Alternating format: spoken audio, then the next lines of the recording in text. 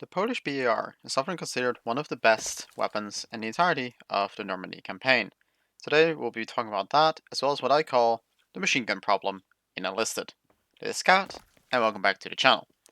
So right here, I have a Polish BAR in my hands, and if you fired it just from the shoulder, you can see it's a very controllable gun, good rate of fire. If you lie down, it basically has no recoil whatsoever, and you can just keep it on target without any issues. Meanwhile, here I'm carrying an MG42, and if I just shoot a little bit, you can see my gun is entirely going off target. Even if I lie down, the climb is quite large. Even then, it is still quite manageable if you really want to, if you just burst the gun a little bit, like a few shots at a time. Or if you like lie down especially, that's really going to be no problem whatsoever. And you're really going to have the large magazine size working in your favor there. Meanwhile, this dude has a MP40. And even if you shoot, it's going to be very similar in recoil as the Polish BAR. And with that, you might notice a bit of an issue there. Two guns, one doing half the damage of the other one, basically performing in the exact same way in terms of fire rate and recoil. And this is what I call the machine gun problem, because the machine guns really do not have adequate recoil to balance out their fire rate and firepower. Even semi-automatic weapons, like the Gewehr 43, etc., don't have this much recoil. Meanwhile, the M1 carbine, which is a semi-automatic SMG essentially, actually does have this much recoil. And yeah, there's a really weird way of balancing things. Like, I understand that shoulder-fired weapons like the BAR should be pretty low recoil, but there is not, like, nearly as much downside of having one of these weapons, because you can still run around pretty fast, as you can see here.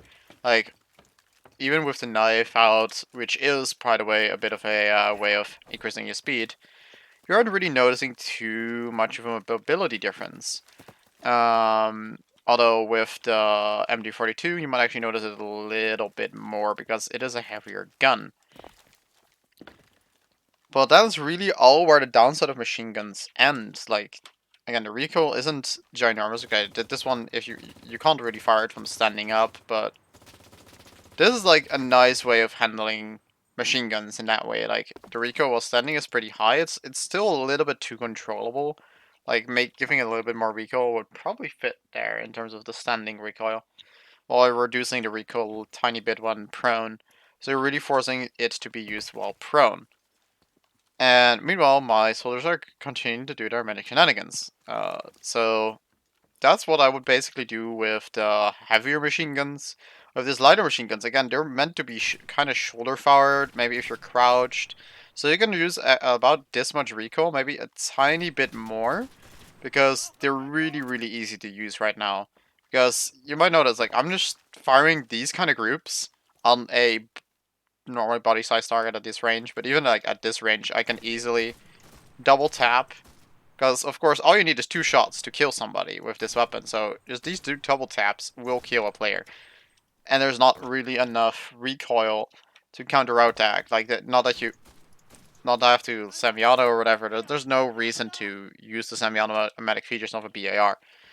And that's kind of where the problem there lies with me. Like, SMGs at this range, you already have to do the exact same thing, because they actually have the same recoil.